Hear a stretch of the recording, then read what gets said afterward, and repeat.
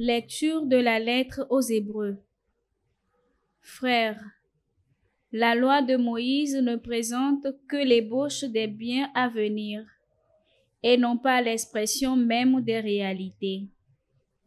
Elle n'est donc jamais capable, par ses sacrifices qui sont toujours les mêmes, offerts indéfiniment chaque année, de mener à la perfection ceux qui viennent y prendre part. Si ce culte les avait purifiés une fois pour toutes, ils n'auraient plus aucun péché sur la conscience, et dans ce cas, n'aurait-on pas cessé d'offrir les sacrifices? Mais ceux-ci, au contraire, comportent chaque année un rappel des péchés.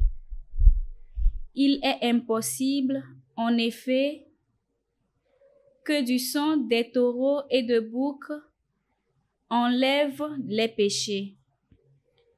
Aussi, en entrant dans le monde, le Christ dit: « Tu n'as voulu ni sacrifice ni offrande, mais tu m'as formé un corps. Tu n'as pas agréé les holocaustes ni les sacrifices pour le péché. Alors j'ai dit: Me voici.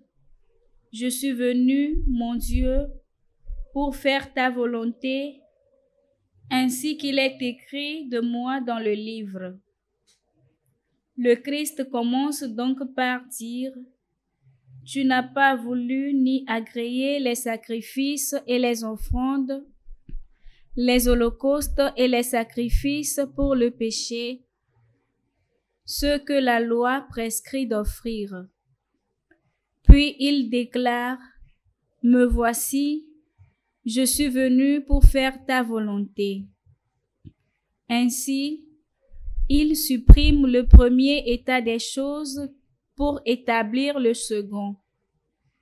Et c'est grâce à cette volonté que nous sommes sanctifiés par l'offrande que Jésus-Christ a faite de son corps une fois pour toutes. Parole du Seigneur. Nous rendons grâce à Dieu. Me voici, Seigneur, je viens faire ta volonté. Me voici, Seigneur, je viens faire ta volonté. D'un grand espoir, j'espérais le Seigneur. Il s'est penché vers moi. Dans ma bouche, il a mis un chant nouveau, une louange à notre Dieu. Me voici, Seigneur, je viens faire ta volonté. Tu ne voulais ni offrande ni sacrifice, tu as ouvert mes oreilles. Tu ne demandais ni holocauste ni victime, alors j'ai dit: Voici, je viens. Me voici, Seigneur, je viens faire ta volonté. J'annonce la justice dans la grande assemblée. Vois, je ne retiens pas mes lèvres. Seigneur, tu le sais. Me voici, Seigneur, je viens faire ta volonté. Je n'ai pas enfoui ta justice au fond de mon cœur. Je n'ai pas caché ta fidélité, ton salut. J'ai dit ton amour et ta vérité à la grande assemblée. Me voici, Seigneur, je viens faire ta volonté.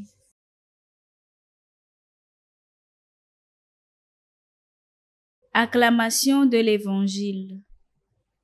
Tu es béni, Père, Seigneur du ciel et de la terre. Tu as révélé au Tout-Petit les mystères du royaume.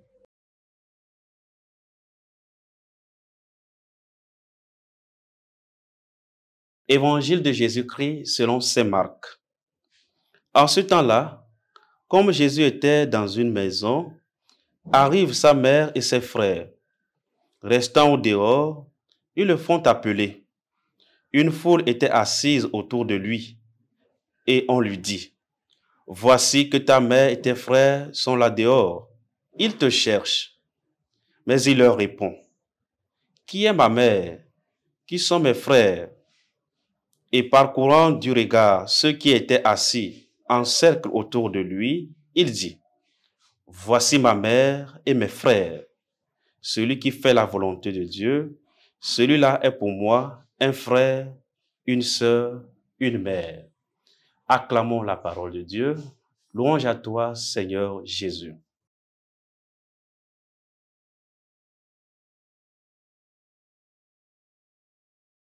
Chers frères et sœurs, aujourd'hui nous sommes le mardi 28 janvier 2025 et l'Église fait mémoire, célèbre ce grand docteur de l'Église, Saint Thomas d'Aquin, appelé le docteur angélique.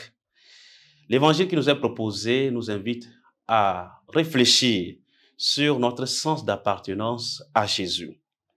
Dans cet évangile, voilà les frères, la mère de Jésus, qui vient le chercher. Et Jésus semble ignorer. Il semble même ne pas reconnaître ceux-ci comme sa mère, ses frères. En réalité, c'est une manière d'affirmer une fois de plus le critère d'appartenance à la famille de Jésus, à la famille de Dieu. Désormais, pour appartenir à la famille de Jésus, cela ne sera plus par un lien de sang, mais plutôt par cet appel, cette vocation comme enfant de Dieu. Celui-là qui fait la volonté de Dieu, c'est celui qui peut être appelé mère, père, enfant, frères et sœurs de Jésus-Christ. Nous aussi, le Seigneur nous interpelle en ce jour. Comment est-ce que nous nous identifions à lui? Est-ce que nous nous sentons vraiment appartenir à cette grande famille?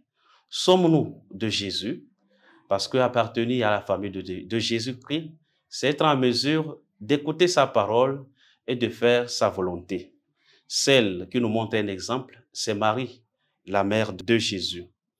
En ce jour, nous allons demander au Seigneur la capacité à pouvoir accueillir la parole de Dieu dans nos vies, à la faire fructifier, afin d'appartenir véritablement à cette famille que Jésus inaugure aujourd'hui, qui n'est plus liée par un lien de sang, mais par une fraternité, grâce à notre appartenance, grâce à cette volonté d'écouter et de faire la volonté de Dieu.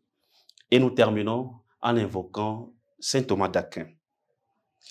Seigneur Dieu, tu as fait de Saint Thomas d'Aquin un modèle admirable par son désir ardent de sainteté et de l'étude de la science sacrée. Accorde-nous de contempler par l'intelligence ce qu'il a enseigné et d'accomplir ce qu'il a lui-même pratiqué. Par Jésus-Christ notre Seigneur, qui vit et règne avec toi dans l'unité du Saint-Esprit, Dieu pour les siècles des siècles. Amen.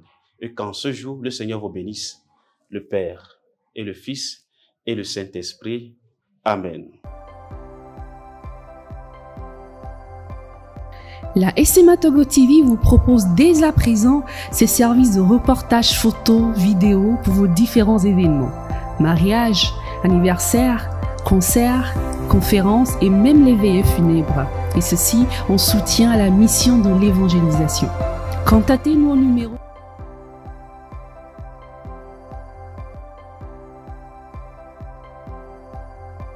ou par email media@smatogo.com. SMA Togo TV, la première chaîne missionnaire.